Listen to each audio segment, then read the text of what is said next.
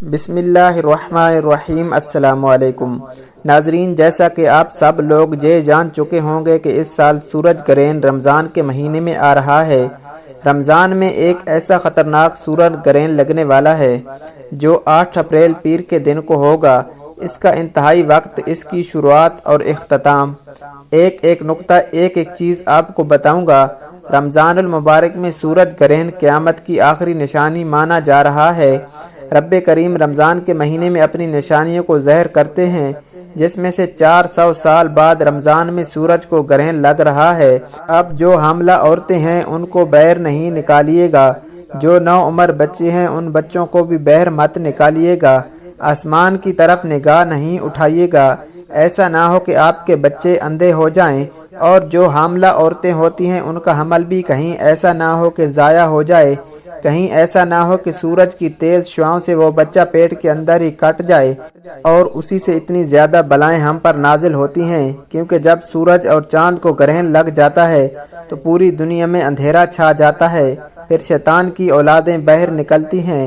ناظرین، اسی طرح کی بہت زیادہ من گھڑت باتیں ہم سب کے درمیان آ رہی ہیں، جو قصہ کہانیوں کے سوا اور کچھ نہیں۔ سائنسی تبصرہ نگار بھی بہت ساری باتیں کر رہے ہیں، لیکن آج کی اس ویڈیو میں اس کو کوالٹی ویڈیو ہر ایک نقطہ قرآن اور حدیث کی روشنی میں بتاؤں گا۔ ماہرین ارضیات اور سائنسدانوں نے انکشاف کیا ہے کہ دنیا ایک بہت بڑی تبدیلی سے گزرنے والی ہے، اور یہ تبدیلی ایک ایسے خوفناک سورج گرہن کی وجہ سے رونما ہوگی جو دنیا کا نقشہ بدل دے گی۔ سائنسی حلقوں کی طرف سے جاری کردہ رپورٹ کے مطابق ایک ایسا سورج گرہن ہے جو دنیا کی 400 سال تاریخ میں اس سے پہلے کبھی ریکارڈ نہیں کیا گیا، اور اگر کیا بھی گیا ہوگا تو وہ بھی تقریباً 400 سال بعد ہی لگا ہوگا۔ سورج گرہن کے بارے میں کئی پیشین گوئیاں کی جا رہی ہیں، دنیا بھر میں کئی طرح کے تبصرے جاری ہیں، اس کے نتیجے میں ہونے والی تبدیلیوں کے بارے میں کئی طرح کے اندازے لگائے جا رہے ہیں، اس کے سارے پہلوؤں کا جائزہ لیا جا رہا ہے، جس کے بعد ایک اور خبر سامنے آئی کہ یہ سورج گرہن زمین پر دوسری بہت سی بڑی تبدیلیوں کے ساتھ ساتھ شدید قسم کے زلزلوں کا سبب بھی بنے گا۔ امریکی جیولوجیکل سروے نے اپنی رپورٹ جاری کی ہے۔ انہوں نے 8 مقامات کے بارے میں بتایا کہ جو زلزلوں کے لیے حساس حیثیت رکھتے ہیں۔ ان مقامات کے نیچے زمین کی گہرائی میں موجود ٹیکٹونک پلیٹس جو ہیں وہ اپنی پوزیشن سے ہل جائیں گی اور وہ رگڑنے کے بعد اوپر کی طرف اٹھ جائیں گی، جو کہ زلزلے کی علامات ہیں۔ لیکن یہ ساری باتیں ہمیں نبی صلی اللہ علیہ وآلہ وسلم نے 1400 سال پہلے بتا دی ہیں کہ زلزلے کس وجہ سے آتے ہیں، لیکن جو امریکی سائنس ریسرچ والے ہیں، جیولوجک والے ہیں، ان کے اندازے کے مطابق زلزلہ یہ تسلسل نہایت ہی شدت اختیار کرنے والا ہے جو کہ بڑے بڑے شہروں کو نیست و نابود کر دے گا۔ ناظرین، اس عالمی خبر کو اگر اسلامی نقطہ نظر سے دیکھا جائے تو کئی ایسے پہلو سامنے آتے ہیں جو ہم مسلمانوں کے تصور کو بالکل ہی بدل دینے والی بات ہے، لیکن سائنس جو کہ اسلام کو فالو نہیں کرتی، البتہ اپنی ہر ریسرچ انکشافات وہ لوگ قرآن اور احادیث کی روشنی میں ہی کرتے ہیں۔ سائنسدانوں کی پیشین گوئی کے مطابق یہ سورج گرہن اسلامی مہینے رمضان المبارک میں واقع ہوگا، اور یہ اتنا خطرناک ہوگا کہ جو پوری دنیا کا نقشہ بدل دے گا۔ اگر غور کیا جائے تو یہ حقیقت سامنے آتی ہے کہ اللہ تعالیٰ نے جس طرح مسلمانوں کو قیامت کی بڑی بڑی نشانیاں پہلے بتا دی ہیں، جن میں یہ بھی کہا گیا کہ قیامت کی سب سے بڑی نشان کی ظہور سے پہلے جو رمضان المبارک آئے گا اس مہینے میں کئی خوفناک واقعات ہوں گے، سورج گرہن بھی ہوگا اور زلزلے بھی آئیں گے، تو یہ ساری صورتحال اس طرف اشارہ کر رہی ہے کہ شاید یہ قیامت سے پہلے کا ہی رمضان ہے جو رمضان ہم لوگ گزار رہے ہیں، واللہ عالم۔ اس سلسلے میں حضرت انس بن مالک رضی اللہ تعالیٰ عنہ سے روایت ہے، نبی کریم صلی اللہ علیہ وآلہ وسلم نے ارشاد فرمایا کہ قیامت سے پہلے آخری رمضان میں ایک مکمل سورج گرہن واقع ہوگا، جس کے بعد پوری دنیا میں ایک ایسی آواز گونجے گی جس کے ماخذ کے بارے میں کسی کو علم نہیں ہوگا۔ یہ آواز ساری دنیا کے لوگ اس قدر دہشت زد کر دے گی کہ 70,000 کے قریب لوگ اس آواز کے خوف سے بے ہوش ہو جائیں گے، 70,000 کے قریب لوگ بہرے اور اندھے بھی ہو جائیں گے۔ اس آواز کے بعد ایسے رمضان المبارک میں دنیا کے مختلف حصوں میں شدید زلزلوں کا سلسلہ بھی شروع ہو جائے گا، جس سے پوری دنیا میں ہی تباہی پھیلے گی۔ انہی زلزلوں کے درمیان یا اس کے بعد دجال کا ظہور بھی ہو جائے گا اور اس کے کچھ عرصے بعد اسلام کا آخری معرکہ بھی لڑا جائے گا، جس کے لیے حضرت امام مہدی علیہ السلام کا ظہور بھی انہی دنوں میں ہوگا۔ سورج گرہن کے اعلان کے کچھ ہی دنوں بعد ایک اور خبر امریکہ کے جیولوجیکل ریسرچ سروے نے اس کی طرف سے شائع کی ہے کہ جس میں بتایا گیا ہے کہ امریکہ کے 7 سے 8 مقامات اس وقت زلزلے کی زد میں ہیں، لیکن میرے رب کی شان ہر چیز کے اوپر ہے۔ میرے رب کی ذات اور صفات سب سے اعلیٰ اور کن فیکون ہے۔ نبی پاک صلی اللہ علیہ وآلہ وسلم نے فرمایا، وہ آواز اتنی تیزی سے بلند ہوگی کہ ہر بندہ اس آواز کو سن سکے گا، لیکن وہ آواز کہاں سے آئے گی اس کا اندازہ کوئی بھی نہیں لگا پائے گا۔ ہمارے نبی پاک صلی اللہ علیہ وآلہ وسلم کی احادیث کے مطابق جو قیامت قائم ہوگی، اس قیامت کے اثرات اس رمضان سے متعلق اور مشابہت رکھتے ہیں، لیکن ابھی وہ وقت نہیں آیا، اور آپ لوگوں کو جو میں عمل بتانے جا رہا ہوں، جو وظیفہ بتانے جا رہا ہوں، وہ وظیفہ بھی بڑا مستند اور ایسا عمل ہے جو انشاءاللہ العزیز آپ کے لیے مددگار ثابت ہوگا۔ جتنی باتیں میں نے ابھی تک آپ لوگوں کو بتائیں، وہ تمام کی تمام باتیں نیوز اور احادیث کی روشنی میں نے ان دونوں کو رکھ کر ایک کوالٹی ویڈیو بنانے کی کوشش کی ہے۔ اس وقت کی نزاکت کو مد نظر رکھتے ہوئے یہ ساری باتیں بہت اختصار کے ساتھ کی ہیں۔ چاند کو گرہن کیسے لگتا ہے، سورج کو گرہن کیسے لگتا ہے، میں نے آپ کو سائنٹیفک ریسرچ کے مطابق بتانے کی کوشش کی ہے، لیکن اب اسلامی روح کی نظر سے بھی دیکھ لیتے ہیں کہ ان چیزوں کے بارے میں اسلام ہمیں کیا کہتا ہے۔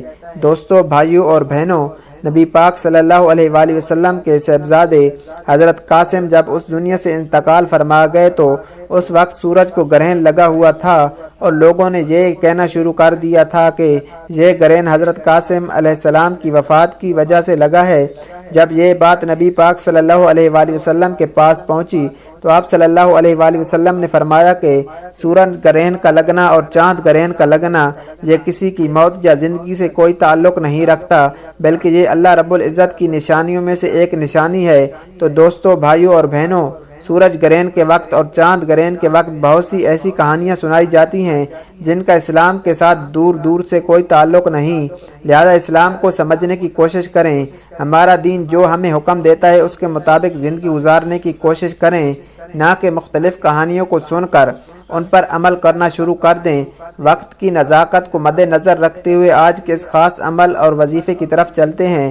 اس سے پہلے اگر آپ اس چینل پر نئے ہیں اور آپ اس چینل کو ابھی تک سبسکرائب نہیں کیا تو خدارہ اس چینل کو بھی سبسکرائب کر دیں، ویڈیو کو لائک اور شیئر ضرور کریں، کیونکہ ایسے بہت سے وظائف، بہت سے اعمال آپ کے حوالے ڈیلی بیسس پر کرتا رہوں گا۔ ناظرین، سورج گرہن کے وقت ہمیں کیا عمل کرنے چاہیے، کس طریقے سے کرنے چاہیے، طریقہ کار اچھی طرح سے سن لیں اور سمجھ لیں۔ حضرت ابو موسیٰ رضی اللہ تعالی عنہ نے روایت فرمایا کہ سورج کو گرہن لگا تو نبی پاک صلی اللہ علیہ وآلہ وسلم پر ایسی کیفیت طاری ہوئی جیسے قیامت آ گئی ہو۔ پھر نبی علیہ الصلوۃ والسلام مسجد میں تشریف فرما ہوئے اور نماز پڑھی۔ بہت ہی لمبے قیام، رکوع اور سجدے اور سجود کے ساتھ آپ نے اپنی نماز کو مکمل کیا، اور آپ کو صحابہ کرام نے ایسا کرتے ہوئے کبھی پہلے نہیں دیکھا تھا، تو انہوں نے دیکھ کر فرمایا کہ یہ نشانیاں ہیں جن کو اللہ تعالیٰ بھیجتا ہے، یہ کسی کی موت یا زندگی کی وجہ سے نہیں، بلکہ اللہ تعالیٰ اپنے بندوں کو ڈراتا ہے۔ جب تم ایسی کوئی نشانی دیکھو تو اللہ کا ذکر اور دعا اور استغفار کی طرف دوڑا کرو۔ تو دوستو، بھائیوں اور بہنوں، اس سے ثابت ہوا کہ جب بھی سورج گرہن لگے یا پھر چاند کو گرہن لگے تو آپ لوگوں کو کیا عمل کرنے چاہیے اور کس طریقے سے کرنے چاہیے۔ جب سورج گرہن لگے تو آپ نماز کسوف ادا کریں، یعنی کہ 2 رکعت نماز نوافل پڑھیں، اور جب چاند گرہن لگے تو نماز خسوف ادا کریں۔ اس وقت بھی 2 نوافل پڑھیں۔ ان نوافل کی نیت آپ نے ویسے ہی کرنی ہے جیسے آپ دوسرے نوافل پڑھتے ہیں۔ پہلی رکعت میں بھی سورہ فاتحہ کے بعد آپ کوئی سی بھی سورت مبارکہ پڑھ سکتے ہیں، دوسری رکعت میں بھی آپ سورہ فاتحہ کے بعد کوئی سی بھی مبارک سورت پڑھ سکتے ہیں۔ ایک تو عمل آپ نے یہ کرنا ہے، یعنی کہ نماز کسوف آپ نے لازمی ادا کرنی ہے۔ اور اس سال سورج گرہن لگنے والا ہے، وہ بہت زیادہ لگے گا۔ بالکل ایک لائن میں، ایک سٹیٹس لائن میں چاند اور سورج دونوں آمنے سامنے آنے والے ہیں، یعنی کہ دن کے اندر اندھیرا چھا جائے گا۔ تو ناظرین، باہر نکلنے سے اجتناب کریں، کیونکہ جو سورج اور چاند کو ٹکرا کر روشنی ہمیں ملے گی، وہ روشنی ہماری باڈی کو متاثر کرے گی، کیونکہ روزانہ جو ہم لوگ سورج سے روشنی حاصل کرتے ہیں وہ ہمارے جسم کو تر و تازہ کرتی ہے، لیکن اس بار جو روشنی ملے گی بڑی منفرد ملے گی۔ تو آپ لوگوں نے بالکل بھی فکر نہیں کرنی، اور نہ ہی آپ نے یہ سوچنا ہے کہ میں باہر نکلا، میرے سر میں درد ہو رہا ہے، سورج کی شعاعیں برداشت نہیں ہو رہی۔ تو بہتر چیز یہ ہے کہ وسوسوں میں نہ پڑیں اور اپنے گھر پر رہیں، باہر نہ نکلیں تو زیادہ بہتر ہے، کیونکہ جو روشنی نکلے گی وہ ہمارے جسم کے لیے ایک نئی روشنی ہوگی، کیونکہ وہ 400 سال کے بعد ایسی روشنی نکل رہی ہے جو کہ زمین، سورج اور چاند تینوں ایک سٹیٹس لائن کے اندر آ جائیں گے اور روشنی اس کو ٹکرا کر ہم تک پہنچے گی۔ روزانہ جو روشنی ہمیں سورج کی طرف سے ملتی ہے وہ ڈائریکٹ ہوتی ہے، اس لیے وہ روشنی ہمارے لیے، ہم اس روشنی کے عادی ہیں، اس لیے ہماری باڈی اس روشنی سے متاثر نہیں ہوتی۔ لیکن جب ہمیں سورج گرہن والی روشنی ملے گی تو اس سے ہمارے جسم کے اندر بہت سی زیادہ چیزیں پیدا ہو سکتی ہیں، مثلا دانتوں کا نکل جانا، رنگ کا کالا ہو جانا، اس کے علاوہ چکر آنا، آنکھیں دھندلا جانا، بہت سارے ایسے آپ کے ساتھ انکشافات ہو سکتے ہیں۔ لیکن آپ لوگوں نے وسوسوں میں نہیں پڑنا، کامل ایمان کے ساتھ اس وقت کو آپ لوگوں نے برداشت کرنا ہے۔ اب دوسرا عمل جو آپ نے کرنا ہے وہ استغفار کا عمل ہے۔ استغفار بہت سارے ہیں، آپ کوئی سا بھی استغفار پڑھ سکتے ہیں۔ استغفر اللہ پڑھیں گے، یہ بھی بہت بڑا مستند عمل ہے۔ اگر آپ لوگ لا حول ولا قوت الا باللہ العلی العظیم پڑھیں گے تو یہ بھی گناہوں کی بخشش کی طرف لے کے جاتا ہے۔ اللہم اجرنی من النار پڑھیں گے تو یہ وہ بھی عمل آپ کو اسی طرف لے کر جائے گا۔ زلزلے سے تو ہم بچ سکتے ہیں، لیکن پھر بھی ہم لوگ دعا کریں گے، یا رب العالمین ہمیں زلزلوں کی زد سے بھی بچا، کیونکہ جو تباہی زلزلوں سے ہوتی ہے آپ لوگ خود جانتے ہیں، اور گناہ پہلے ہی عام ہیں۔ اللہ والوں کچھ بھی ہو سکتا ہے، تو اس لیے اللہ پاک سے نیت بھی کریں گے اور دعا بھی کریں گے۔ گھر میں رہیں گے، گھر سے باہر فضول نہ نکلیں، بس جو ظہر کی نماز پڑھنے کے لیے نکلیں گے اس نماز کے لیے نکلیں۔ کوشش کریں مسجد اگر قریب ہے تو نماز کے لیے نکل جائیں، نہیں تو فرض نماز بھی آپ لوگ گھر میں ہی ادا کر لیں، گھر میں ہی جماعت کا انتظام کر لیں۔ اس طریقے سے بھی آپ لوگ اپنے گھر میں نماز کا اہتمام کر سکتے ہیں۔ کوشش کریں کہ باہر جانے سے اجتناب کریں، کیونکہ یہ جو سورج گرہن لگے گا یہ صبح کے وقت لگے گا اور دوپہر تک جاری رہے گا۔ تو اس لیے اپنے گھر میں، اپنے کمرے میں آپ لوگ قرآن پاک کی تلاوت کریں، زیادہ سے زیادہ اللہ پاک سے دعائیں کریں۔ جو وظیفہ بتا رہا ہوں وہ وظیفہ کریں، انشاءاللہ العزیز بہت فائدہ ہوگا۔ آپ لوگوں نے پہلے نمبر پہ 2 نوافل پڑھ لیے جو کہ نماز کسوف ہے، وہ آپ نے پڑھ لی جو نبی صلی اللہ علیہ وآلہ وسلم نے پڑھی تھی، اور دوسرے نمبر پہ آپ لوگوں نے استغفار پڑھنا ہے، استغفر اللہ پڑھ لیں یا لا حول ولا قوت الا باللہ العلی العظیم پڑھ لیں۔